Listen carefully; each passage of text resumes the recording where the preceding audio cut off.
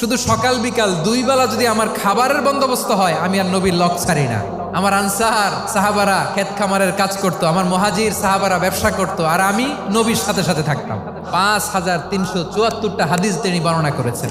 সবচেয়ে বেশি হাদিস বর্ণনাকারী সাহাবী আবু হুরায়রা রাদিয়াল্লাহু তাআলা আনহু। বিড়ালের বাবা কি করতেন? খালি হাদিস মুখস্থ করতেন। হাদিস প্রিজার্ভেশনের কাজে বিশ্বনবী ওনাকে কাজে লাগিয়েছেন। উনি একদিন বলেন, ইয়া রাসূলুল্লাহ আসমাউ মিনকা কাসীরান ফালা আহফাজু। নবী, অনেক কথা শুনি, আমার মনে থাকে না। বিষ্ণু বললেন, তাই তোমার চাদরটা বিছাও। আবু হুরায়রা বিছালেন। বিশ্বনবী হাত বুলায় দিলেন। এরপরে অনেক হাদিস বর্ণনা করলেন। আবু হুরায়রা বলে, তারপর থেকে বিশ্বনবী যাই বর্ণনা করে আমি শুনি আর একটাও বলি না। এখন সুবহানাল্লাহ। বিশ্বনবী ওনাকে নবীর এই যে লক্ষ হাদিস প্রিজার্ভেশনের এই দায়িত্ব দিয়েছেন সাইয়েদনা আবু হুরায়রা রাদিয়াল্লাহু তাআলা আনহুকে। আপনারা কি খেয়াল করেছেন কত বড় চৌকস ট্যালেন্ট হান্টার ছিল আমার নবী? এক একজনের এক এক ট্যালেন্ট, এক একজনকে এক এক দায়িত্ব দিয়েছেন, এক একজনের প্রতিভাকে এক একভাবে বিকশিত হওয়ার সুযোগ দিয়েছেন। আওয়াজ করে বলেন ঠিক কি না?